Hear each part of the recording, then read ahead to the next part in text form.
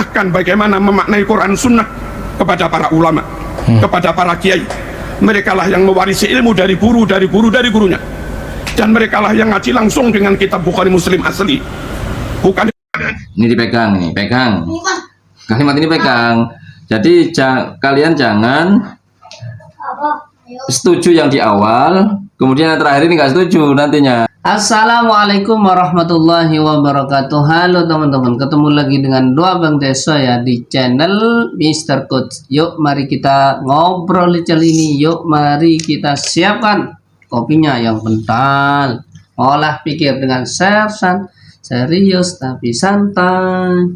Akun-akun Wahabi Salafi ramai-ramai memviralkan khutbah Kiai Haji Marzuki Mustamar. Sabda, man ahabbani falyastanna bi sunnati, wa man ahabbani dakhala al-jannah. Betul. Siapa yang mencintai aku, maka dia harus senantiasa mengikuti sunnahku. Dan siapa yang mencintai aku dengan mengikuti sunnahku, maka dipastikan dia masuk surga. Kaum muslimin rahimakumullah, memegangi sunnah sangat penting, mengamalkan sunnah sangat penting. Betul. Meyakini kebenaran sunnah sangat penting. Ya. Menjaga sunnah untuk tidak ditambah-tambah. Tidak ditambah-tambah. Menjaga sunnah untuk tidak dikurang-kurangi. Tidak dikurangi. Menjaga sunnah untuk tidak dirubah-rubah. Tidak dirubah. Tentu sangat penting. Betul. Karena kalau kita menambah-nambah, itu menjadi bid'ah. Bid'ah. Kalau mengurang-urangi itu khianat. Khianat. Kalau merubah-rubah itu khurafat. Khurafat. Dan tiga-tiganya menyebabkan kesesatan. Kesesatan. Kullu muhdatsatin bid'ah, wa kullu bid'atin dhalalah, wa kullu dhalalatin finnar. Ini bukti ya bahwasanya NU atau Aswaja tidak fobia dengan hadis ini, tidak fobia.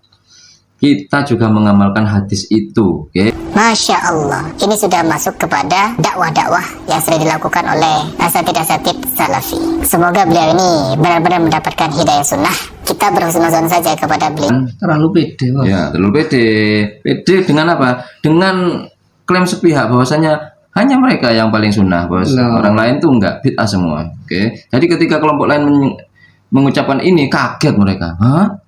Ternyata mereka akan masuk ke salafi gitu. Jangan ikut golongan-golongan yang menyimpang dari ahlu sunnah wal jamaah.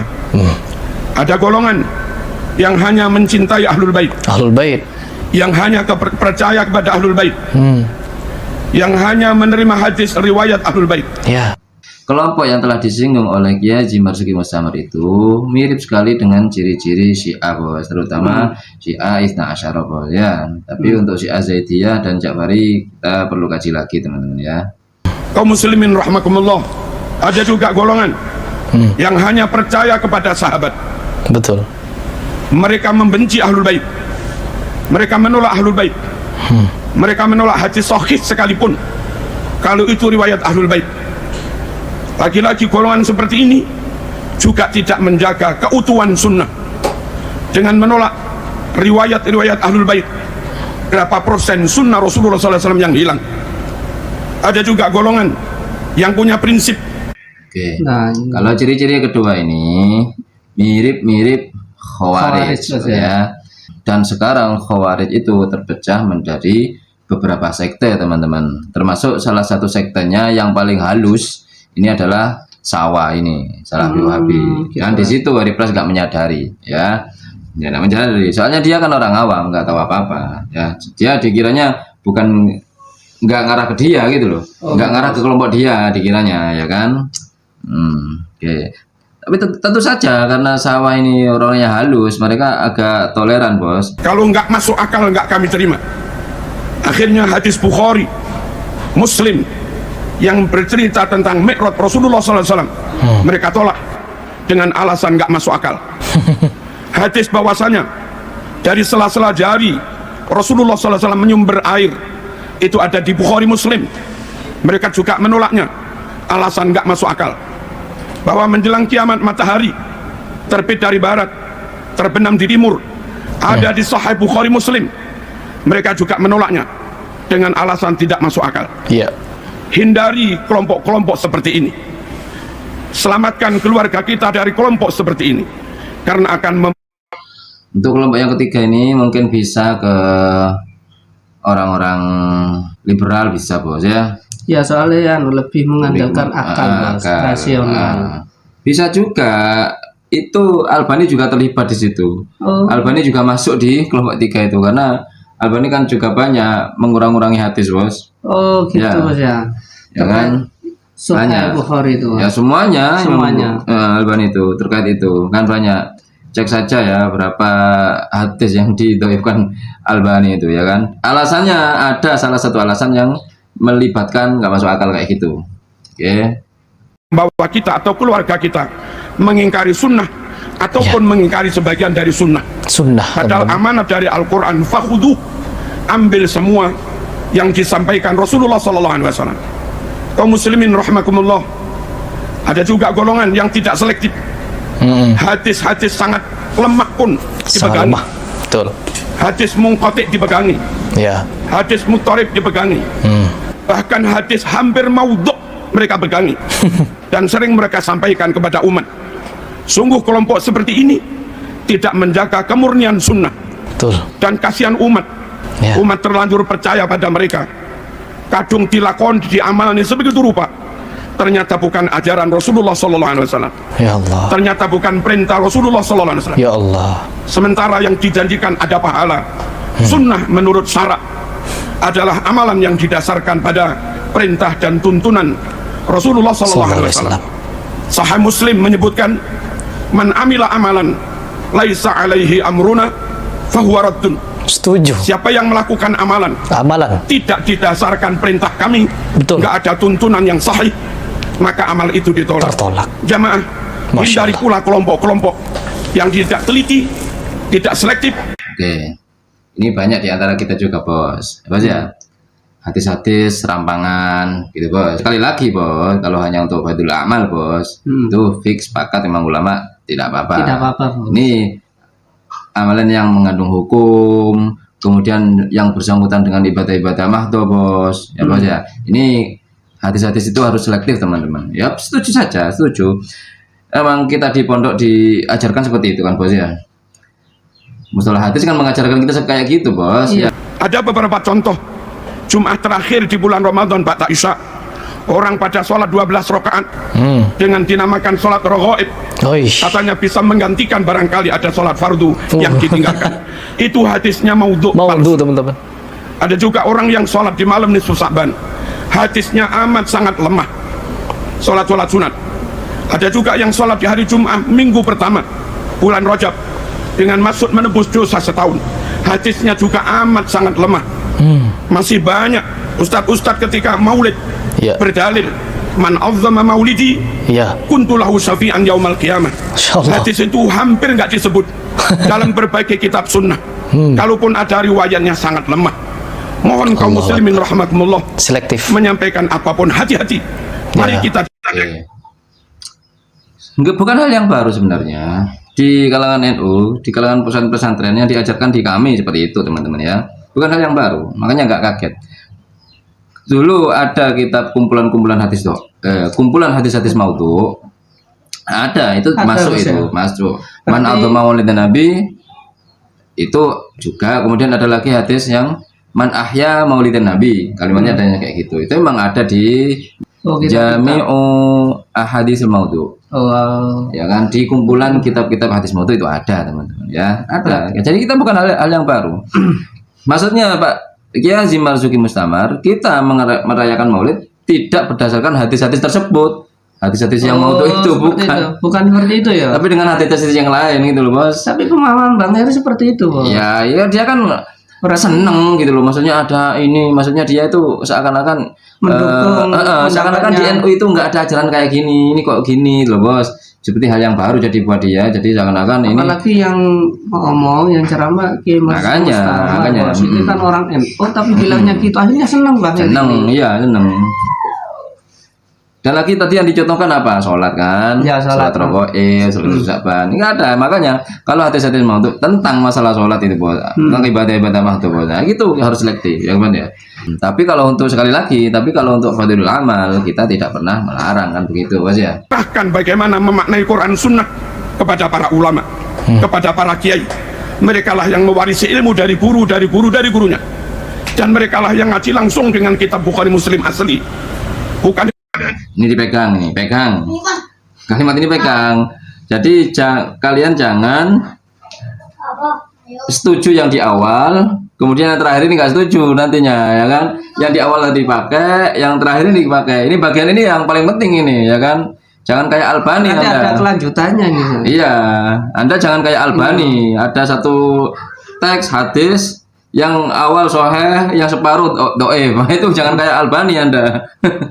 Ini ya penting ini. Jadi harus mengkaji kepada ulama yang sanadnya jelas, gurunya siapa gurunya sampai ke Imam Bukhari langsung. Berarti kalau kita berguru itu guru yang jelas, sanad yang Iya, jelas. iya. hanya itu, mereka juga membekali diri, melengkapi diri dengan ilmu alat.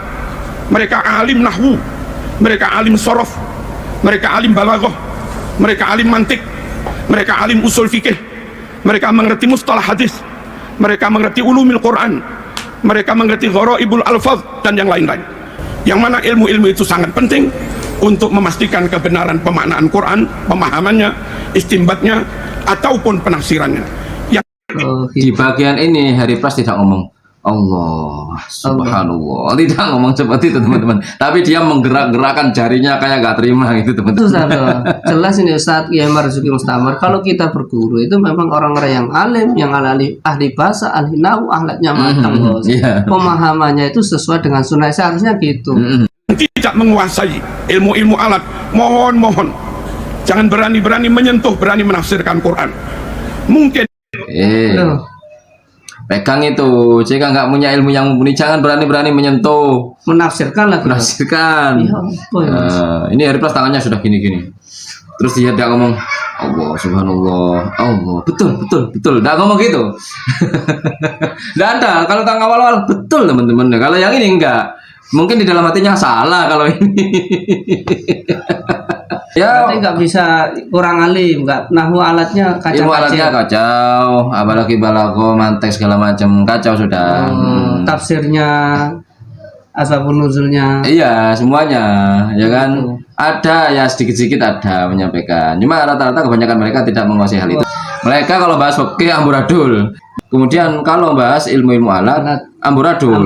Amburadul lagi. Mereka bisanya di hadis, kemudian Quran, kemudian syarah pun mereka jarang menyampaikan. Kemudian tafsir pun jarang menyampaikan secara lengkap, segitu.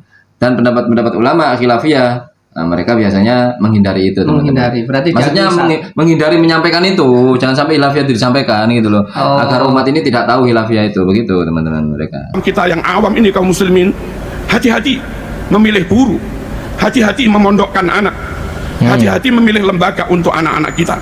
Sekiranya terindikasi non ahlus sunnah wal jamaah, Ya. atau ngaku-ngaku ahlus sunnah tapi tidak benar-benar alim, mohon dihindari supaya anak-anak kita Selamat. tidak mendapatkan riwayat yang salah, Ya. tidak mendapatkan ajaran yang salah, tidak mendapatkan ajaran yang ditambah-tambah. Tidak ada satupun keluar dari lisan beliau kalimat Wahabi. Ini sesuatu yang baru ini ya. Ini sesuatu yang sangat luar biasa menurut saya. Gak mungkin lah bos, kalau menyatakan bahwasanya Kiai Marzuki Mustamar itu hijrah ke sawah, ya nggak mungkin lah. Dia itu NU tulen tuh, mulai dari kecil, dari keluarga sampai punya pondok yang memang tahlilan jelas. Seandainya ada Ustadz sawah, Ustadz Salafi yang berbicara agak toleran, ya kan, membenarkan NU, amalan NU Maulidan apa, ini Mbak Wahabi pasti langsung akan menghujat itu. Kayak siapa bos? Ustadz Umar Mita. Umar Mita. Ustadz Subhat lah, Ustadz apa. Tapi kalau kami enggak. Tapi kalau di kami enggak ya. Ustadz Kiai Haji Marzuki Mustamar berbicara kayak gini, berstatement kayak gini. Enggak, kalau kami apa? Husnudon. Husnudon dulu kepada ulama-ulama kami. Husnudon, bukan suudon, langsung menghakimi enggak. Oke, di sini Anda tahu, di sini beliau tidak menyampaikan Wahabi katanya bos. Alhamdulillah tidak menyampaikan Wahabi. Ya iyalah nggak menyampaikan Wahabi. Ini konteksnya khutbah Pak. Khutbah Jumat. Khutbah Jumat dan khutbahnya di Masjid Akbar Surabaya, yang notabene-nya pasti yang datang ke situ dari berbagai kelompok Islam, bukan hanya NU. Makanya beliau tidak mungkin menyampaikan menyalahkan Wahabi ini salah, si salah, enggak, tapi ciri-ciri sudah disebutkan tadi Pak, ya kan? Ini ciri-ciri Wahabi, mengurang-urangi hadis. Itu siapa? Wahabi, Nasiruddin Albani. Anda nggak ngerasa Anda, ya kan? Batu memang kalian itu, ya. Tadi itu Syiah, Albert itu nyindir Syiah, tidak nyebut kelompok Pak, karena acara khutbah di Masjid Akbar. Tapi sekali lagi, kalau beliau kembali kepada satu circle, kembali kepada Nahdliyin, ya pastilah pesan-pesan untuk menguatkan Nahdliyin, untuk berhati-hati kepada kelompok-kelompok seperti Anda ini yang berlabel sunnah, ya kan, menolak sunnah, Cari guru yang sanadnya jelas, itu siapa itu? ilmunya NU. alim, Nah. ilmu alatnya yang faham, tahu nahwu sorofnya, balaghahnya gitu ya Pak. Ya, itu karakter siapa? Ya karakter orang-orang NU. Saya bisa dibilang mantan NU. Oke, berarti dia bukan NU dulunya. Bisa dibilang mantan NU. Dulunya bukan NU, cuma sekedar ikut-ikut tahlilan gitu aja, bukan NU. Mencoba mendalami kajian Salafi. Saya tahu betul Kiai Marzuki ini sangat anti terhadap Wahabi dulunya. Bukan dulunya saja, sampai sekarang tetap Pak. Ya. Dulu hampir di setiap ceramah beliau menyebutkan banyak hadis untuk melawan orang-orang Wahabi. Hadisnya banyak untuk melawan orang-orang Wahabi, Bos. Yang ternyata setelah saya cek hadis beserta nomor hadis yang beliau sebutkan, ternyata berbeda. Kalau Siti Khadijah atau acara apa itu Bos, itu nomornya berbeda. Kenapa berbeda? Karena Anda membaca mungkin kitab Sahih Bukhari Muslim versi Albani. Kalau Gitu. Kiai Marzuki Mustamar versi asli, jadinya berbeda. Pokoknya berbohong. Kiai Marzuki Mustamar, Anda yang salah baca kitab. Anda baca kitab Sahih yang sudah ditakhrij oleh Albani. Makanya berbeda nomornya, Dari Pak. gurunya sudah salah. Iya. Berbeda jadi nomornya kan, karena Gitu, Bos, ya. menyusut, berkurang hadisnya. Ini salah satu orang yang kurang memahami tapi serampangan. Jangan lincip-lincip kalau ngomong Pak. Kan sesuai Rasulullah. Iya, intinya amalan kita ada dalilnya, itu loh intinya. Amalan kita ada dalilnya, itu saja. Nggak usah ngomong sesuai dengan Rasulullah.